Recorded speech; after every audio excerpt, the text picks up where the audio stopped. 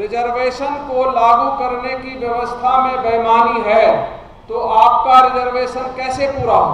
Supreme court ने क्या किया था? जो 200 पॉइंट रोस्टर लागू हुआ था उसको दोबारा बदलकर 13 पॉइंट करने का आदेश किया था। आप जरा देखिए तो 50% रिजर्व, इसका मतलब क्या है? 2 में 1 हमें मिलना चाहिए था ना, मिल रहा है क्या? आपको कौन सी सीट मिल रही है? चौथी।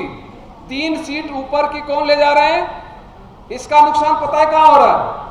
ये जो एक नया पॉइंट किया गया है, सिंगल पोस्ट है जी, क्या है? Binary roster.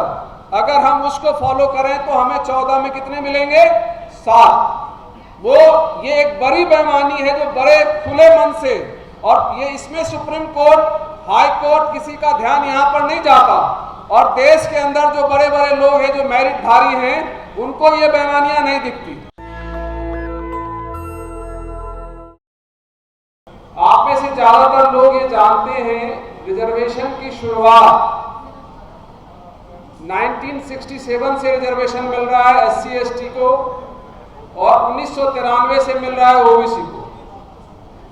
उसके बावजूद भी हम ये बार बार कहते हैं कि अभी भी हमें रिक्वायर्ड परसेंटेज जो SC का 15%, ST का 7.5% और OBC का 27% है, वो क्यों नहीं मिला?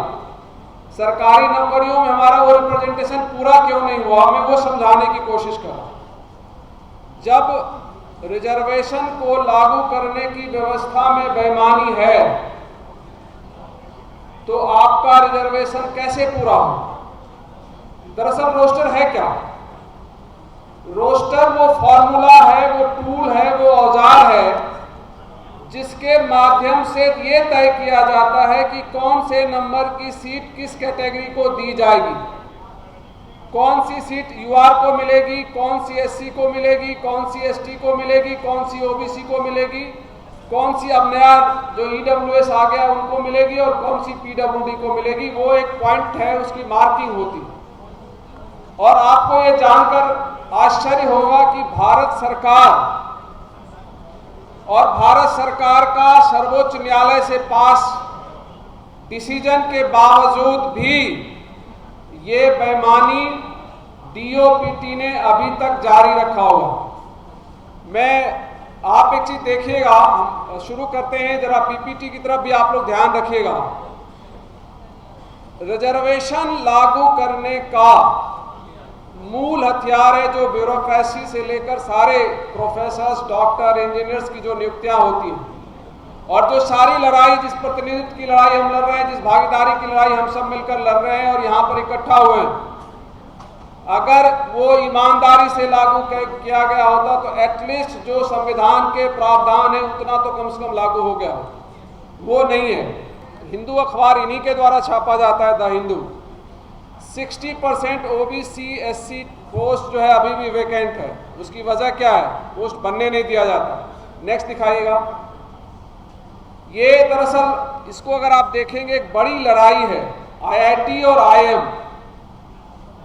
आज के दिन भारत में हायर एजुकेशन इंस्टीट्यूशन के 3 बड़े संस्थान हैं जहां से पढ़े हुए बच्चे ह्यूज अमाउंट की सैलरियों के ऊपर नौकरियों में जाते हैं। एक IIT है, एक IIM है, और एक नेशनल लॉ यूनिवर्सिटी NLU। इसके ऊपर, ये तीनों के ऊपर जो परसेंटेज रिक्वायर्ड है आप देखिए।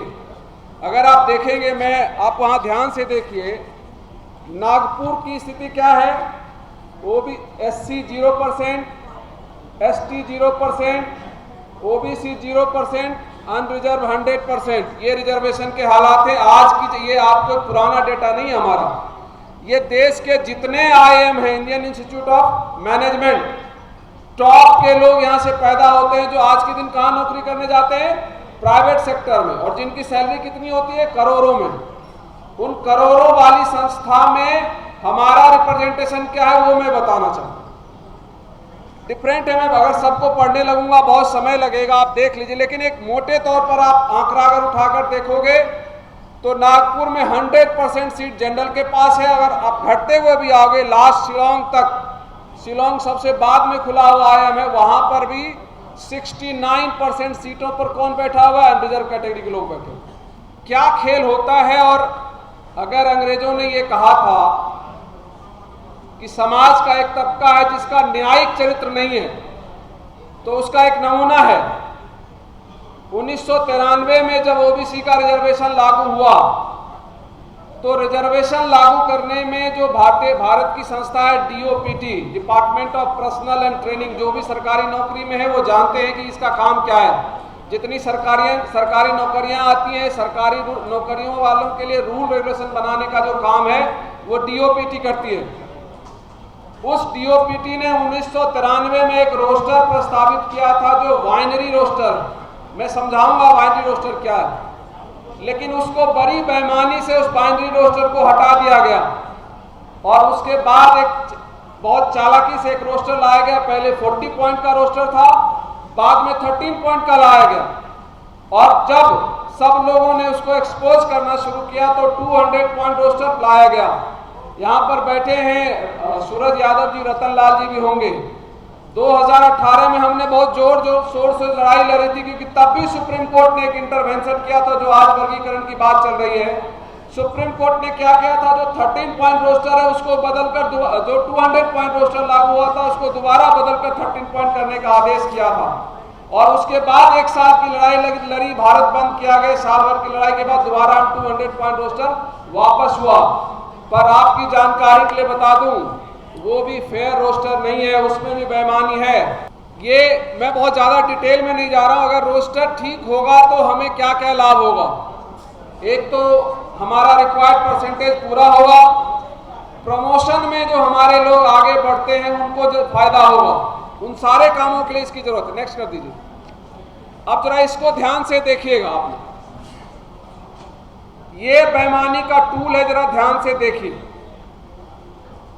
आप जरा देखिए पहली सीट किसको जा रही है।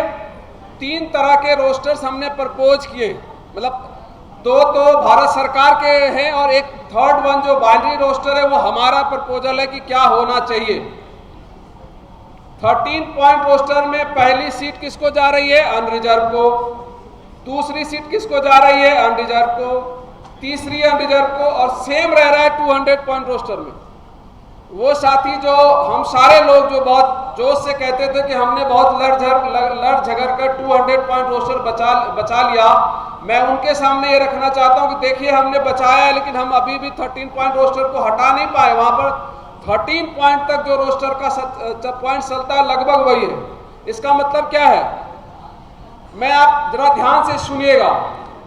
मैं एक मेंबर ऑफ पार्लियामेंट से मिलने गया था, उन्होंने एक सवाल किया कि अगर 2 सीट है, क्योंकि 50% सीटें रिजर्व है ना, भारत सरकार का संविधान ये कहता है कि भारत में 50% सीटें रिजर्व है, अब तो 60 हो गया ईडब्ल्यूएस आने के बाद। आप जरा देखिए तो 50% रिजर्व है, इसका मतलब क्या है, 2 में 1 हमें मिलना चाहिए था ना, मिल रहा है क्या? आपको कौन सी सीट मिल रही है, चौथी। 3 सीट ऊपर की कौन ले जा रहे हैं, इसका नुकसान पता है कहां हो रहा है, ये जो एक नया पॉइंट किया गया है, सिंगल पोस्ट है जी, इसमें आपको रिजर्वेशन नहीं मिलेगा। और उसका क्या लाभ लेते हैं, वाइस चांसलरशिप सिंगल पोस्ट नहीं मिलेगा, प्रिंसिपल सिंगल पोस्ट नहीं मिलेगा रिजर्वेशन, डायरेक्टर्स ऑफ डिफरेंट जितने भी ऑर्गेनाइजेशन है भारत सरकार के डायरेक्टर्स के सिंगल पोस्ट है जी, नहीं मिलेगा। ये बेईमानी है। अगर 2 पोस्ट में 1 हमें मिल रहा होता, ज्यादातर ये जो पद होते हैं 5 साल के लिए बने होते हैं, तो एटलीस्ट सेकेंड पोजीशन पे भी हमें मिलता तो हमारे वाइस चांसलर होते या नहीं होते, देश के विश्वविद्यालयों में प्रिंसिपल्स हमारे होते या नहीं होते, डायरेक्टर्स हमारे होते या नहीं होते। और आपको मैं इसको नेक्स्ट पेज पे ध्यान से अगले, ये एक जरा 14 पॉइंट तक का रोस्टर में जरा आप देखिए कि क्या निकल कर आता। 14 पोस्ट भी अगर किसी ऑर्गेनाइजेशन के अंदर है तो 14 में कम से कम हमारा कितना बनना चाहिए, 7। आप जरा इसको निकाल कर देखेंगे 14 में हमारा बनता कितना है। 14 में अनरिजर्व के 9 पोजीशंस जा रहे हैं और हमें कितने मिल रहे हैं, 9 और 5 14, नहीं 9 3 2 हाँ 9 और 5 14। आपको मिलना चाहिए था 7, मिल रहा है कितना, 5। ये अभी ये रोस्टर चल रहा है, ये इसी पे सारी नियुक्तियां देश के अंदर होती है। ये में अगर जो हमने प्रपोज किया है बाइनरी रोस्टर, अगर हम उसको फॉलो करें तो हमें 14 में कितने मिलेंगे, 7। वो ये एक बड़ी बेईमानी है जो बड़े खुले मन से, और ये इसमें सुप्रीम कोर्ट, हाई कोर्ट किसी का ध्यान यहाँ पर नहीं जाता, और देश के अंदर जो बड़े बड़े लोग हैं जो मेरिटधारी हैं उनको ये बेईमानियां नहीं दिखती। ये क्या है, एक तरीका होता है, डीओपीटी ने जो चालाकी की है उसको, वो चालाकी क्या है वो समझिए, जो इन्होंने कोर्ट के अंदर रखा। चालाकी ये क्या करते हैं कि जैसे 100 का एक यार्ड स्टिक ले लिया और 100 में ये मान लिया कि 50% सीट अनरिजर्व की है, तो 100 डिवाइडेड बाय 50 कर दिया, तो इसलिए पहली सीट किसको चली गई, यूआर को। फिर उन्होंने कहा ठीक है जी ओबीसी वालों की 27 है, 100 डिवाइडेड बाय 27 करेंगे, कौन सा पोस्ट आएगा, चौथा। आप करके देखो, 4th नंबर आता है इसलिए कहा कि तुम 4th ले लो। एससी 100 डिवाइडेड बाय 15 करके देखो, 7वीं आती है, आपको वहां 7वीं में दिखेगी। एसटी कितना है, 7%, 100 डिवाइडेड बाय 7 करो, कितना आएगा, 14वां। ये फॉर्मूला बनाया। अब इस फॉर्मूले की बेईमानी क्या है, ये जो अभी वर्गीकरण की बात आ रही थी ना, अब जरा आपको वर्गीकरण समझ में आएगा। ये नहीं कह रहे कि अरे ये इन्होंने क्या किया, 27% वाला ले लो, 15 वाला ले लो, 7 वाला ले लो, और जब ऐसा वर्गीकरण करके ले लो तो हमें कितने सीट की नुकसान हो रही, 14 में 2 की नुकसान हो रही। अगर वो 50 करके देते तो क्या होता, हमें फिर वो 7 मिलता, अगर हम पूरा 50 इक्वल कर लेते। अब एक जरा और है, और ये इलीगल काम चल रहा है। अगर मैं सुप्रीम कोर्ट और डीओपीटी को ही लेकर चलूं, इनसे जरा ये पूछा जाए कि भैया जब तक 50 था तब तक तो तुमने पहली सीट ले ली, चलो तुम्हारा ही फॉर्मूला मान लिए, अब तो ईडब्ल्यूएस लागू हो गया ना, तो 100 डिवाइडेड बाय 40 करेंगे तो पहली सीट तो उनको भी नहीं जा रही, तो क्यों ले रहे हो, अब तो ले रहे हैं ना। 100 डिवाइडेड बाय 40 करेंगे तब तो पहली सीट नहीं जा रही ना, 50 में जा रहा था कि चलो आप 100 क्रॉस कर जा रहे हो, पहली सीट ले लिया। अब जब आपके रिजर्वेशन यूआर जो है वो तो 40% बच गया। नेशनल दस्तक की आपसे गुजारिश है कि अगर इसको बचाना चाहते हैं तो नेशनल दस्तक को सब्सक्राइब करने के लिए रेड कलर के सब्सक्राइब बटन को दबाएं, फिर बेल आइकन की घंटी दबाएं। नेशनल दस्तक को बचाने के लिए बहुत जरूरी है कि हर खबर को शेयर करें, लाइक करें, कमेंट जरूर करें।